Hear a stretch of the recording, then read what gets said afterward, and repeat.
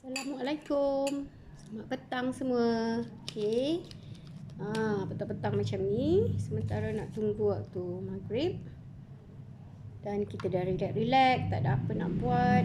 Kita dah selesaikan semua tugas-tugas kita. So, ambil masa. Ingat tak macam mana saya hasilkan masa dalam video yang lepas, kan? Hanya ada ni bahagian ni saja. Dan hari ni dia dah transform daripada pagi tadi sampailah ke petang ini dia dah berubah-ubah. Saya tinggalkan sekejap, saya keluar sekejap tadi. Ada sikit program amal kat kawasan ni. Lepas tu saya balik, saya sambung lagi.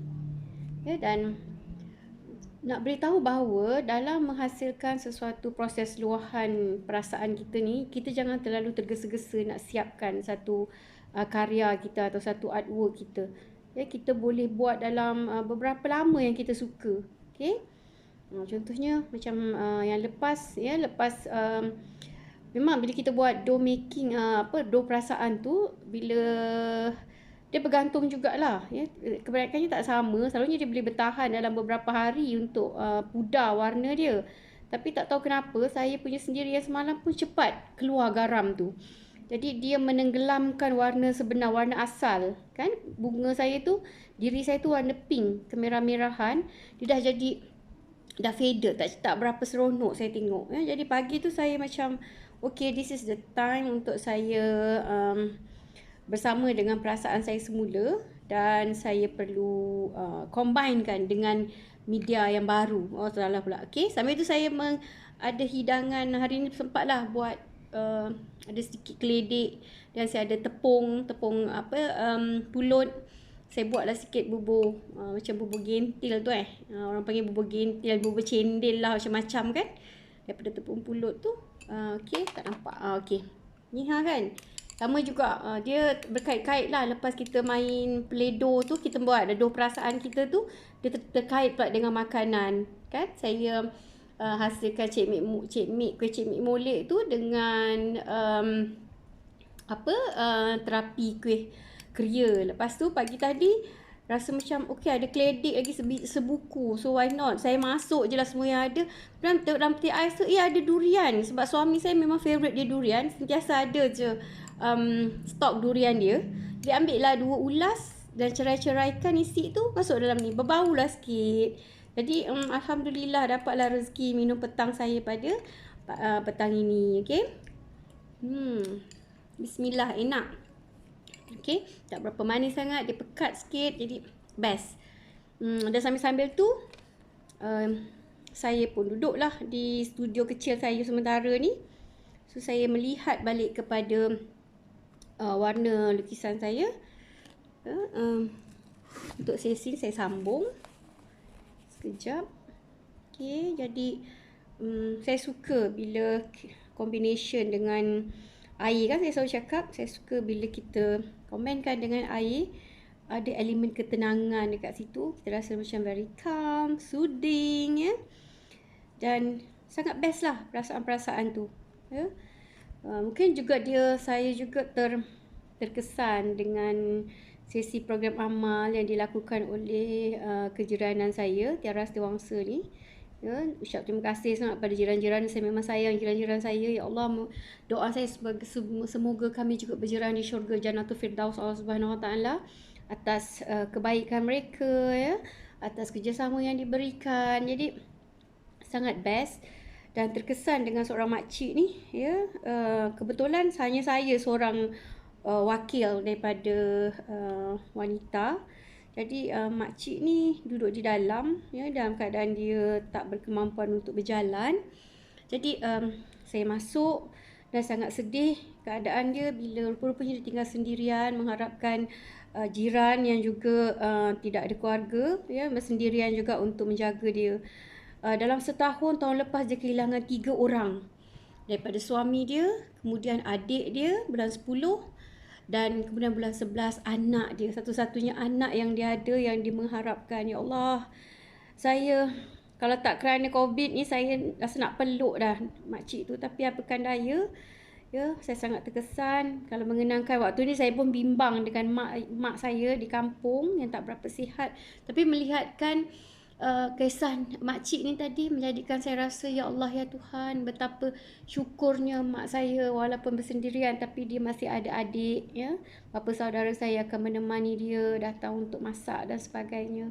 Berbanding dengan makcik dah tak ada siapa, suami tak ada, anak-anak tak ada, adik pun dah tak ada. Jadi ya Allah, hai betapa berat ujian Allah. Kalau kita katakan ujian kita berat, tapi ada orang yang lebih berat lagi ujiannya. Dan saya tahu, dan kita semua yakin memang Allah sayang walaupun dia kata berat nak.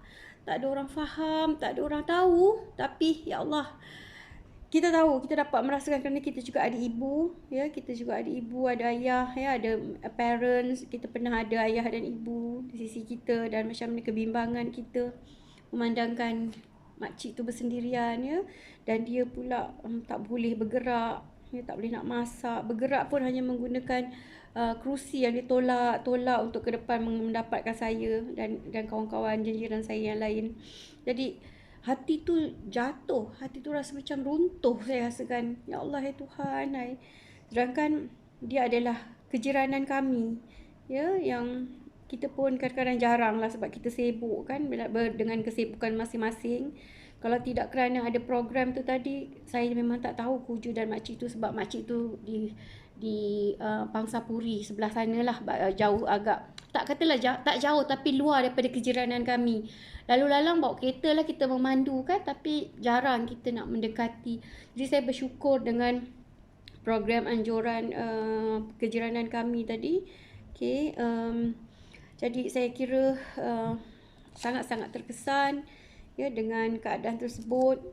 Kalau sebab kita selalu merintih, kita selalu katakan okay, sedih hidup kita, selalu rasakan macam susahnya hidup kita, ya. Tapi bila kita melihat nasib orang yang lebih susah lagi, ya Allah, masa tu kita rasa syukurnya dengan apa yang Allah beri pada kita. Kalau kita lah di tempat makcik tu, kita tak tahu macam mana kita nak melaluinya, ya. Seolah-olah macam gelap dunia tu, dah tak tahu macam mana arah. Tapi kita yakin bahawa setiap perkara yang berlaku tu pasti ada kebaikan yang kita tak tahu. Ya, mungkin ketika ini saya juga tak dapat nak cakap macam mana, hanya dapat membantu, dan apa yang boleh kita janjikan atau yang boleh kita bantu ialah setelah kita menyedari adanya kejiranan salah seorang daripada jiran-jiran kita berkeadaan macam tu. Jadi saya kira kita kena ambil peringatan, kita kena aware yang lebih, ya, untuk bantu dia dan sebagainya. Jadi saya juga nak ucap terima kasih kepada ketua blok ataupun ketua kawasan Andika, ya, Pangsapuri Andika tadi, bersama dengan penduduk lebih kurang 65 orang yang kami sama-sama bertemu, ya. Walaupun itulah, kadang-kadang kita tengok COVID ni satu benda yang macam tak ada kebaikan. Tapi kalau tak kerana COVID, memang saya pun tak tahu kewujudan makcik tu di situ, ya, kerana kita masing-masing sibuk dengan urusan sehingga kita lupa, sehingga kita tak tahu, ya. Jadi dengan adanya COVID-19 ni, wabak sebegini, membantu kita untuk kata orang tu lebih telus, lebih jelas, lebih peka dengan keperluan orang lain. Bukan nak menunjuk, tak ada langsung niat kami nak menunjuk, nak show off pada orang, kerana ada orang buat lebih baik lagi daripada kami. Cuma menyuntik kata orang tu kepekaan kepada masyarakat, ya. Sebenarnya banyak perkara yang boleh kita sumbangkan. Kalau kita tak mampu dari segi keuangan, kita boleh menyumbang dari segi perkara-perkara yang lain, ya. Sebab saya yakin setiap daripada kita ada kelebihan masing-masing, okay? Jadi kita ambil peluang, ya, untuk memberi kebaikan. Biarpun jasad kita terkurung dalam rumah sendiri, tapi kita bebaskanlah emosi kita yang terpasung ini dengan melakukan banyak perkara-perkara kebaikan. Kerana bila kita membuat perkara-perkara yang baik, saya kira di situlah datangnya kepuasan, keindahan hidup ini, ya. Keindahan kita memberi makna kepada kehidupan kita sendiri dengan cara kita. Jadi bagi saya, kalau ada kawan-kawan lain yang memang membuat kerja-kerja amal, program-program yang sebegini, yang begitu peka dengan apa yang berlaku kepada masyarakat sekeliling, nak ucapkan syabas dan tahniah, ya. Mudah-mudahan Allah terus memberkati kita semua, memberikan rezeki yang melimpah ruah, bukan untuk kita saja, tapi untuk kita berkongsi dan memberi pada mereka yang memang memerlukan. Okey, Jadi bagi saya ini antara satu program yang sangat bagus, ya, memberi kesedaran kepada kita semua, ya, untuk terus memberikan kebaikan, melakukan apa sahaja kebaikan. Dan kalau kita tak boleh lakukan, kita doakan. Usahlah memberikan kata-kata yang tak bagus, ya, nak show off lah tu dan macam-macam lagi, please. Kita tak boleh buat, kita jangan dengki orang buat. Malahan bagus, lebih baik kita mendoakan agar satu ketika Allah memberikan peluang untuk kita memberikan juga, ya, sebahagian daripada apa yang kita ada. Jadi saya kira saya sampai di sini dulu, sedikit renungan untuk petang ini sementara saya menghasilkan menyiapkan doa perasaan saya, dan insya-Allah saya akan live esok daripada pukul 3 petang seperti mana biasa di FB live saya. InsyaAllah kita jumpa lagi. Assalamualaikum warahmatullahi taala wabarakatuh.